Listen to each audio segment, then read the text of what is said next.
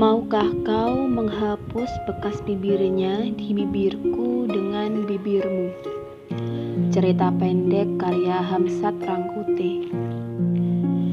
Seorang wanita muda dalam sikap mencurigakan berdiri di pinggir geladak sambil memegang tali kapal. Dia tampak sedang bersiap-siap hendak melakukan upacara bunuh diri, melompat dari lantai kapal itu. Baru saja ada di antara anak buah kapal berusaha mendekatinya, mencoba mencegah perbuatan nekat itu. Tetapi wanita muda itu mengancam akan segera terjun kalau sampai anak buah kapal itu mendekat. Dengan dalih agar bisa memotretnya dalam posisi sempurna, ku dekati dia sambil membawa kamera. Aku berhasil memperpendek jarak dengannya, sehingga tegur sapa di antara kami bisa terdengar. "Tolong, ceritakan sebab apa kau ingin bunuh diri," kataku memancing perhatiannya. Dia tak beralih dari menatap kejauhan laut. Di sana ada sebuah pulau. Mungkin impiannya yang telah retak menjadi pecah dan sudah tidak bisa lagi untuk direkap. "Tolong, ceritakan penyebab segalanya, biar ada bahan untuk kutulis." Wanita itu membiarkan sekelilingnya. Angin mempermainkan ujung rambutnya, mempermainkan ujung lengan bajunya, dan tampak kalau dia telah berketetapan hati untuk mengambil sebuah keputusan yang nekat. Tiba-tiba, dia melepas sepatunya, menjulurkan ke laut. "Ini dari dia," katanya, dan melepas cincin itu. "Semua yang ada padaku, yang berasal darinya, akan kubuang ke laut. Sengaja hari ini kupakai semua yang pernah dia berikan kepadaku untuk kubuka dan kubuang satu persatu ke laut. Tak satu pun benda-benda itu kuizinkan melekat di tubuhku saat aku telah menjadi mayat di dasar laut. Biarkan aku tanpa bekas sedikit pun darinya. Inilah saat yang tepat membuang segalanya ke laut, dari atas kapal yang pernah membuat sejarah pertemuan kami." Wanita muda itu mulai melepas kancing-kancing bajunya, melepas pakaiannya, dan membuang satu persatu ke laut. Upacara pelepasan benda yang melekat di tubuhnya dia akhiri dengan melepas penutup bagian akhir tubuhnya, membuangnya ke laut. Apapun yang berasal darinya, tidak boleh ada yang melekat pada jasadku saat aku sudah menjadi mayat di dasar laut. Biarkan laut membungkus jasadku seperti kain pembungkus mayat. Biarkan asin airnya menggarami tubuhku tanpa sehelai benang penyekat. Wanita yang telanjang itu mengangkat sebelah kakinya melampaui terali. Bersiap-siap membuang dirinya ke laut. Kamera itu bidikan ke arahnya. Di dalam lensa terhampar pemandangan yang fantastis. Wanita muda dan ketelanjangannya. Berdiri di tepi geladak dengan latar ombak dan burung camar. Sebuah pulau berbentuk bercak hitam di kejauhan samudra terlukis di sampingnya dalam bingkai lensa. Sebelum melompat, dia menoleh ke arahku. Seperti ada yang terbesit di benaknya yang hendak dia sampaikan kepadaku. Sebelum dia melompat mengakhiri ombak. "Ternyata tidak segampang itu membuang segalanya," katanya. "Ada sesuatu yang tak bisa dibuang begitu saja."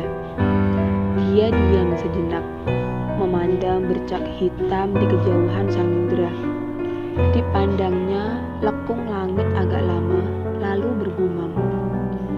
Bekas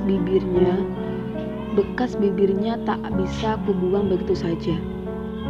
Dia berpaling ke arahku. Tatapannya lembut menyejukkan. Lama dan agak lama mata itu memandang dalam tatapan yang mengambang. Maukah kau menghapus bekas bibirnya di bibirku dengan bibirmu? Katanya dalam nada ragu. Aku tersentak mendengar permintaan itu. Sangat mengejutkan dan rasanya tak masuk akal diucapkan olehnya.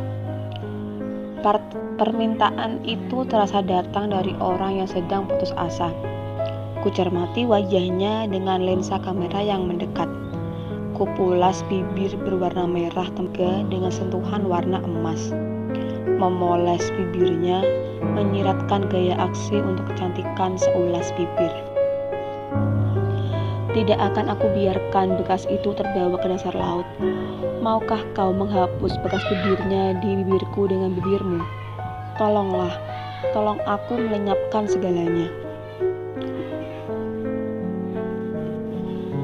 Orang-orang yang terpaku di pintu lantai geladak berteriak kepadaku. Lakukanlah, lakukanlah. Seorang muncul di pintu geladak membawa selimut terurai. Dia menutup tubuh wanita yang telanjang itu. Tolonglah, tolonglah aku menghapus segalanya. Jangan biarkan bekas itu tetap melekat di bibirku dalam kematian di dasar laut. Tolonglah. Lakukanlah, lakukanlah. Teriakan orang-orang yang menyaksikan dari pintu lantai geladak. Aku menghampiri wanita itu. Orang yang membawa selimut berlari ke arah kami, menyelimuti kami dengan kain yang terurai itu. Di dalam selimut ku cari telinga wanita itu. Masih adakah bekas darinya di bagian lain tubuhmu yang harus kuhapus dengan bibirku? Bisikku. Saya Chen-Chen, Pak, kata wanita itu memperkenalkan dirinya begitu aku selesai menyampaikan cerpen lisan itu dan berada kembali di antara penonton. Saya mengembari cerpen-cerpen Bapak. Saya mahasiswi Fakultas Sastra semester 10. Saya senang sekali bisa bertemu dengan Bapak, pengarang dari cerpen-cerpen yang telah banyak saya baca. Terima kasih. Namamu Chen-Chen? Tidak nama seorang Minang. Bagaimana kelanjutan cerpen lisan itu? Kau harus melanjutkannya, kalian para pendengarnya. Sejak itu kami akrab. Aku seperti muda kembali, berdua kemana-mana dalam kampus Kayu Taman maupun di Danau Singkarak, Desa Belimbing, Batu Sangkar, Danau Maninjau, Ngalau Indah, Lubang Jepang, Ngarai Sianok, Lembah Anai, dan Istana Pagaruyung. Besok adalah hari terakhir aku di Kayu Tanan. Aku harus kembali ke kehidupan rutin di Jakarta. Perpisahan itu kami habiskan di kawasan wisata luar kota Padang Panjang, sebuah kawasan semacam taman berisi rumah gadang dari berbagai daerah di Minangkabau. Kawasan itu bersebelah dengan lokasi pusat dokumentasi dan informasi kebudayaan Minangkabau. Tempat itu sejuk, diliputi kabut, terkenal dengan kota hujan. Sebentar-sebentar kabut tebal melintas menutup kawasan itu. Kami mencari tempat kosong di salah satu bangunan berbentuk payung dengan meja bulat dan kursi sandar melingkar yang disediakan untuk para pengunjung duduk-duduk memandang puncak Gunung Merapi. Kami berkeliling mencari tempat kosong. Tetapi semua bangunan-bangunan kecil itu telah dihuni pasangan-pasangan remaja. Mereka duduk memandang lembah dan lereng gunung yang terus-menerus diselimuti kabut yang datang seperti asap hutan terbakar. Kami akhirnya duduk di hamparan rumput berbukit, di antara rumah gadang pajangan dalam ukuran yang sebenarnya. Selama 5 hari, 5 siang dan malam tak pernah berpisah. Malam kita duduk berdekatan di warung-warung membiarkan kopi dingin sambil kita berpandangan. Aku mendengar proses kreatifmu, sedang kau mendengar riwayat dan asal-usul tempat-tempat yang akan kita kunjungi besok pagi. Kita tidak menghiraukan mata-mata yang memandang kita. Kita biarkan percakapan-percakapan tentang kita. Tanganku kau pegang dan aku merebahkan kepala di bahumu. Dalam udara dingin kayu tanam. Semua itu akan menjadi kenangan. Besok kalau kau akan pulang dan aku akan kembali ke kampus. Kita pergi ke lubang Jepara, masuk ke dalam kegelapan gua. Berdua kita di dalam kegelapan tanpa seorang pengunjung pun mengawasi kita. Aku berbisik, seolah kita masuk ke dalam kamar pengantin dan kau meminta lampu dipadamkan. Kita duduk di puncak pendakian di lembah Harau. Kita duduk berdua memandang kawah mengikuti arah air terjun. Lembah kita lihat dari ketinggian dan tempat itu sangat sunyi. Kita biarkan kera-kera mendekat dan kita tidak merasa terganggu. Kita biarkan pedagang kelapa muda itu meletakkan sebutir kelapa dengan 2 penyedot di lubang tempurungnya. Kita tidak dihiraukan. Dia turun meninggalkan kita dan membiarkan kita berdua menikmati kelapa muda yang kau pesan. Kita benar-benar berdua di tempat sunyi itu. Kita menyedot air kelapa muda itu dengan 2 alat sedotan dari lubang tempurung yang sama. Aku satu dan kau satu. Terkadang kening kita bersentuhan pada saat menyedot air kelapa muda itu. Kita pun lupa mana milikku dan mana milikmu pada saat kita mengulang menyedot air kelapa muda itu. Kita sudah tidak menghiraukannya. Sesekali kedua penghisap air kelapa itu kita gunakan keduanya sekaligus bergantian sambil kau menatap tempat ke mataku dan aku menatap tepat ke matamu. Aku yakin hal itu kita lakukan semacam isyarat yang tak berani kita ucapkan. Kelapa itu kita belah, kau sebelah dan aku sebelah. Alangkah indahnya semua itu. Kenangan itu akan kubawa pulang. Maukah kau menghapus bekas bibirnya di bibirku dengan bibirmu? Aku mendekat kepadanya. Kabut tebal datang kepada kami. Begitu tebal kabut itu, seolah kami terbungkus di dalam selimut yang basah. Tak tampak sesuatu pun dalam jarak 2 meter. Kelambu kabut itu menutup kami dari pandangan dunia. Kami berguling-guling di atas rumput dalam kepompong kabut. Kami adalah bekas yang lain di bagian tubuhmu yang harus kuhapus dengan bagian tubuhku, bisikmu.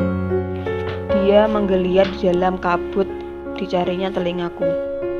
Tak ada bekas yang lain yang perlu dihapus sayang, bisiknya.